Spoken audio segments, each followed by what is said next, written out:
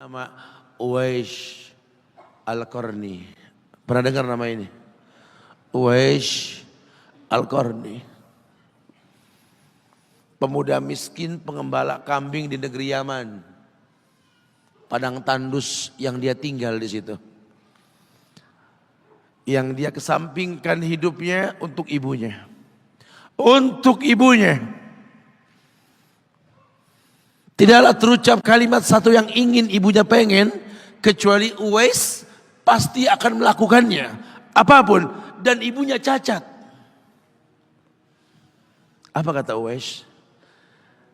Tidak akan pernah terlontar kata dari mulut ibuku, kecuali kan kulakukan yang dia inginkan. Masya Allah. Kalau kita mau bicara ini nih, karena kita mau bicara maut yang orang tua kita entah mungkin kapan.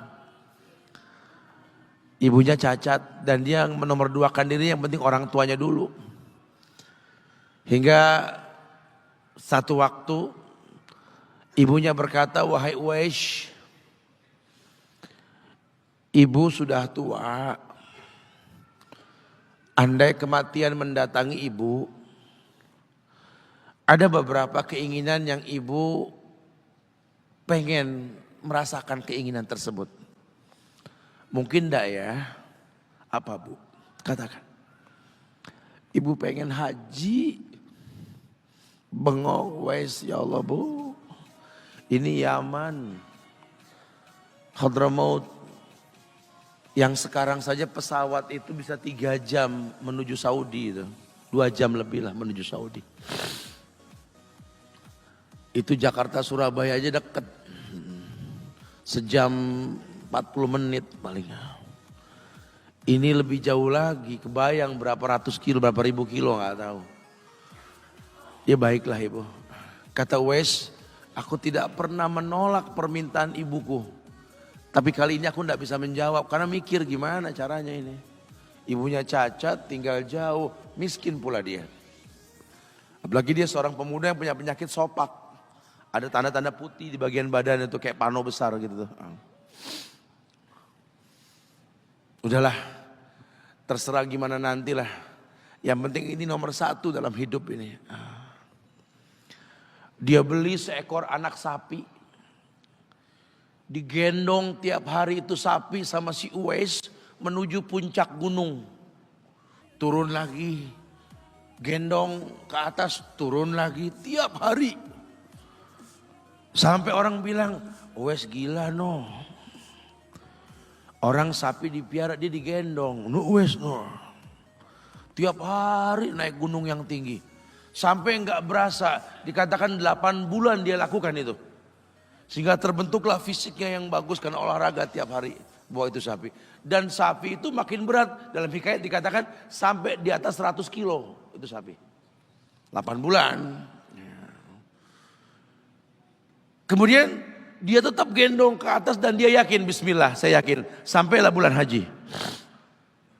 Ibu naik ke pundakku. Digendong ibunya dari negeri Yaman. Subhanallah. Gak ada yang gak mungkin, lihat.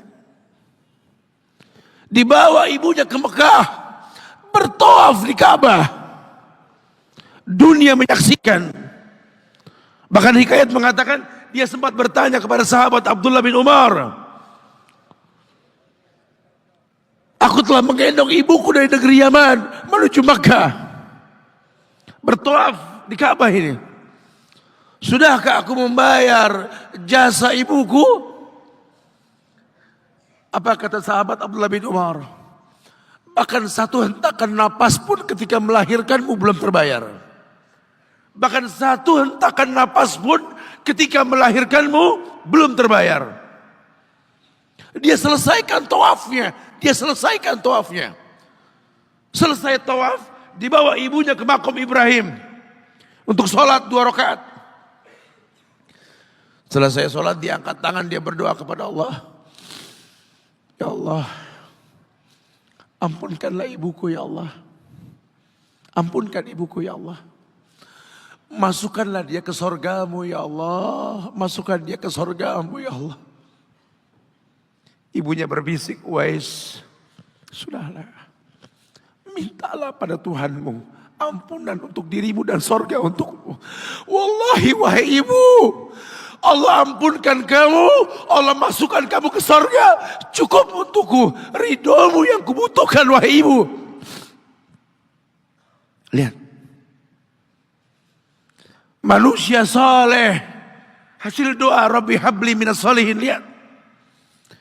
Makanya ketika Nabi mengatakan innahu min ahli sama, ini manusia penghuni langit. Umar, Ali, temui Uwais. Karena Uwais itu pernah mau ketemu sama Rasul. Gak ketemu, Uwais izin sama ibunya. Setelah urusan haji beres, mau ketemu Rasul di Madinah. Kata ibunya, jangan lama-lama nak, ibu menantimu nak. Datang dia ke rumah Rasul. Ada Aisyah radhiyallahu anha. Kata Aisyah, Rasul sedang perang.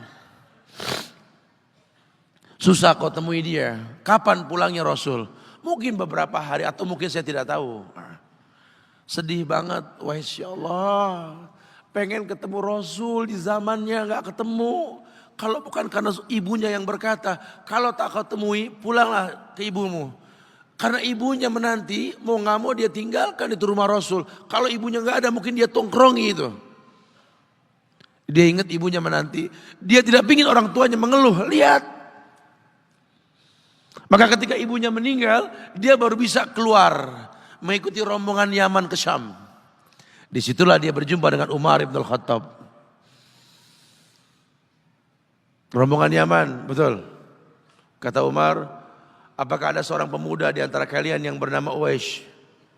Belum dong Uwais. Saya khalifah saya. Umar ngelihat ada tanda putih di bagian lengannya. Kenapa? Karena ketika dia berdoa minta yang terbaik buat ibunya, penyakit sopaknya hilang. Allah sisakan di bagian lengannya putih sedikit. Itu sebagai tanda yang Rasul mengatakan cirinya anak muda ini punya tanda sopak di bagian tangannya. Masya Allah. Kamu Uwais, ya Rasul pernah kirim salam. Kamu tuh penghuni langit, jaga walisan khalifah. Jangan orang ada yang tahu siapa saya. Mohonkan istighfar kepada Allah buat kami.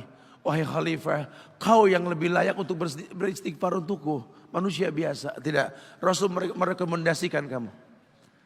Berdoalah pada Allah untuk kami baik. Setelah aku berdoa, anggaplah aku sudah tiada. Merendah. Manusia yang mengerti tercipta untuk beribadah. Lihat, kalau Uwais mengangkat tangan ke langit, langit bergetar. Apalagi cuma pekerjaan. Apalagi cuma perusahaan kecil yang kita punya. Apalagi cuma usaha-usaha kerental-kerentil yang kita usahakan. Ya Allah, ambil semua hartaku, ambil ya Allah, ambil semua titipanmu ini, ambil ya Allah. Tapi tolong jangan ambil kasihku pada kedua orang tuaku, ya Allah, itu kebenaran. Apa artinya hidup tanpa ridho mereka?